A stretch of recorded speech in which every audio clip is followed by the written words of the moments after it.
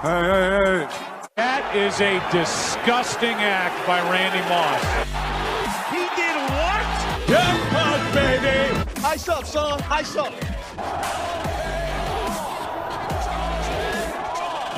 That is blasphemous. You can put it on the board. Yes.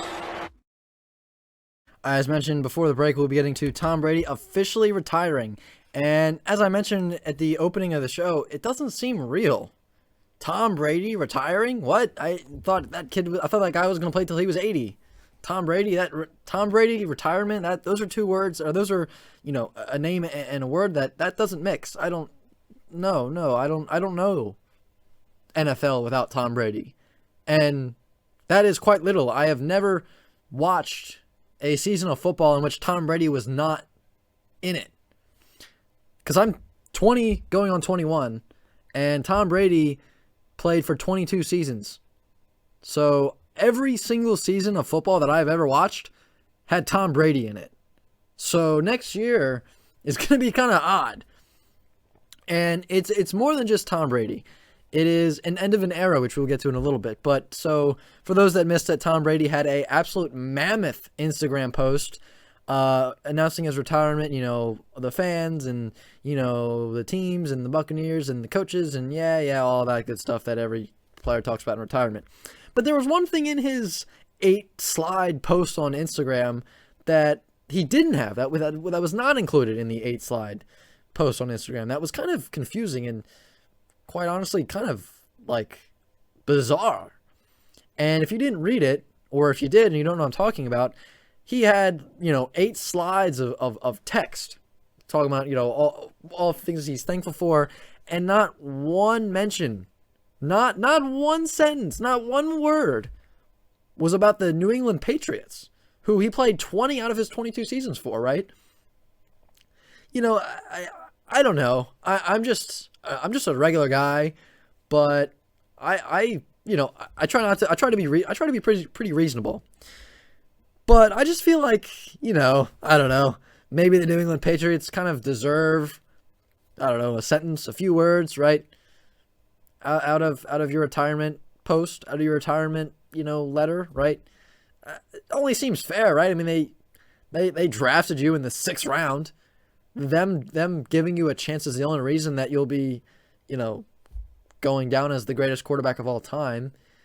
You played 20 seasons for them. I know that maybe he left on not the best of terms, but I don't know. Anytime you play 20 seasons for a team, I don't know. I feel like, you put, you put a few sentences in your retirement letter, right? I don't know. Just seems like something that you would do. I mean, we all remember how emotional Peyton Manning was when he left the Colts, right? And that wasn't even him retiring. That was him just leaving the Colts. Then he went to Denver, and then when he retired, he still mentioned both the Broncos and the Colts, right? It wasn't just, I'm so thankful for the Broncos, and that was it. I'm so thankful for Broncos fans. You know what I mean? I don't know. It was just odd. However, good old TB12 was nice enough to give a short tweet of thanks to the Patriots, right? Which was, I think it read something like, much love or something. It was nothing, right? It was just it was an afterthought tweet. It was, oh, whoops, I forgot to include the Patriots in my retirement letter. Whoops, let me tweet out something for him. I don't know, it just was odd. You know what I mean? It's just, I don't know. It was so mind-boggling to, because when I think of Tom Brady, I think of New England Patriot Tom Brady, right? I don't think of, well, I mean, I do think of Tampa Bay Buccaneer Tom Brady, but when I think of Tom Brady, I think of all the success and the absolute dynasty that he, I don't want to say he himself built, but you get the point. He, was a big part of why that the Patriots were what they were. So that's like Brett Favre retiring, right? Brett Favre played for many teams, right? But that's like Brett Favre retiring and not saying anything about the Green Bay Packers. Just, I don't know, kind of odd, right?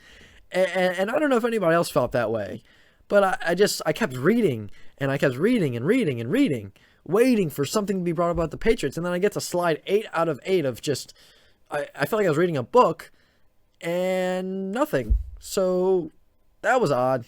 So I don't know what was going on there. And the Patriots, like the Patriots Twitter came out with a statement from Bob Kraft before Brady even said anything about the Patriots in his retirement letter, post, whatever you want to call it. So that was weird. But going back to the end of an era type deal here, sure, Tom Brady retired, right? But looking at, and I mentioned that, Tom Brady had kind of played every single season of football that I've watched, or at least I've been alive for. But his retirement marks the end of an era. And we've seen quarterbacks retire in the past few years that have played for long seasons, right? Throughout the past 5 years, right? We saw Phillip Rivers retire. We saw Drew Brees retire. We saw Peyton Manning retire. Ben Roethlisberger this year. Eli Manning. Tony Romo, Aaron Rodgers, and Matt Ryan are getting there. So, those are quarterbacks that people my age grew up watching, right? I mean, you look at I look at football, I look at NFL, and I always think of sitting down on a Sunday and getting prepared to watch Peyton Manning, Eli Manning, Ben Roethlisberger, Drew Brees, Phillip Rivers, and Tom Brady do their thing, And now they're all gone. And so as with anything else, marking the end of one era, it marks the beginning of a new era, obviously. And it's kind of interesting that, in the past 5 years, not 5 years, past 3 years, we've seen a lot of quarterbacks be drafted, obviously, as this happens a lot anyway, right? Quarterbacks will get drafted. Some of them will have great success. Some of them will not have great success. Yada, yada. You get the point. You all know the song and dance. But the last 3 or 4 years of quarterback drafting has been different, right? It has been, and I don't mean just in terms of the talent from those guys, right? I mean, it's just been like the feel of and the importance of drafting those guys, right? Going into those drafts and drafting Josh Allen, or drafting Baker Mayfield, or drafting Justin Herbert, or Tua Tagovailoa, or Joe Burrow, right? You knew that was going to be, that could possibly be your quarterback for the next 10, 15 years, right?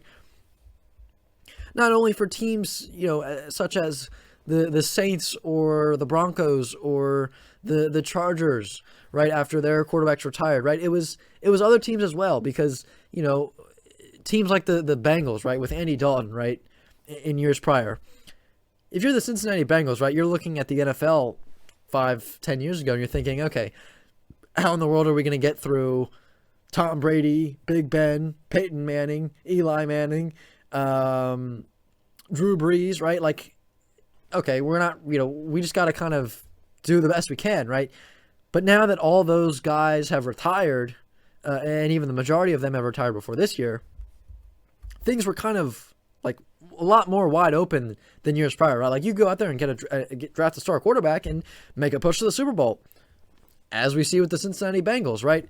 They, go and draft Joe Burrow. They go and draft a lot of offensive weapons. And in any other year, like if they had this same team 5-10 years ago, they might not even have made the playoffs, right? Like that's just how competitive that era of quarterbacks was. Is that any other team that didn't have those guys was kind of like, well, okay, we're going to go out there and obviously we're going to compete every week, but you never really expected to come out on top, because it was just that era of quarterbacks just kind of, held the crown, so to speak. Now things are more wide open, right? So there are a lot of young quarterbacks. The importance of drafting those young quarterbacks was, more important than ever, because not only was it, could it possibly be your quarterback for the next 10, 15 years, but it was also, it could also be the quarterback that, would be the face of the league for 5-10 years, right? It would be that next, they could be in that next era of quarterbacks, right? The next era of great quarterbacks, I should say. Because now you look at this new grouping of quarterbacks, right? All those old-timers are done. Okay, so somebody else has to come up, right? Correct. The new era is looking like this: Lamar Jackson, Josh Allen, Patrick Mahomes, Baker Mayfield. Although, yes, Baker Mayfield may not be very good, but he's still, he's still like the face he's still one of the faces when you think about the next era of quarterbacks. Justin Herbert, Joe Burrow, Kyler Murray, Jalen Hurts, and Tua Tagovailoa, they all take over for this new, how will the league move on, right? And when you think of all those quarterbacks that I just mentioned, right? Lamar, Josh Allen, Mahomes, Herbert, Burrow, Murray, Hurts, there's one thing that all comes to mind. Or actually, there's two main things that all come to mind. The first thing is mobility, right? Lamar Jackson kind of, set the stage for that 2 years ago. But Patrick Mahomes, Kyler Murray, and Jalen Hurts are other quarterbacks that have very good, mobility as well. Like, they're very mobile. They may not be run-first quarterbacks, but they're very mobile. The other thing that you look at in this new era of quarterbacks that was set the stage by the last era is the absolute cannon of an arm these guys have, right? Patrick Mahomes, I feel like, can throw it out of the football stadium. Joe Burrow has one heck of an arm on him. Josh Allen has made some incredible throws over the past few years, right? And even Lamar Jackson has made his fair share of good throws, right? He's got a strong arm as well. So, you look at the last era of quarterbacks when I mentioned, Brees, Rivers, Big Ben, all those guys. They were, sure, they had great arms, right? But there was one thing about them. Think about that last era of quarterbacks and think about the mobility on those guys, right? You never had Phillip Rivers going down, going 20, 30 yards down the field. You never had Big Ben or Tom Brady, rushing for 100 yards a game, right? So this new era of quarterbacks and it brings a new brand of football to the world. They are, sure, they have good arms, but they are mobile. They are mobile and have good arms, right? In 10 years ago, it was one or the other. You either really mobile and didn't really have all that great of an arm, or you had a great arm and your mobility was kind of limited, right? And take an example of that would be Robert Griffin III. Very mobile, had an okay arm, but never had what it, didn't have what it takes to be a long-term quarterback. Where these guys, Mahomes, Allen, Herbert, Burrow, Murray, Jackson, they are incredibly mobile, but they also have really, incredible arms as well. And this brings something to the league that we've never seen before, right? And sure, there's been a guy every once in a while that had a really good arm and was mobile, right?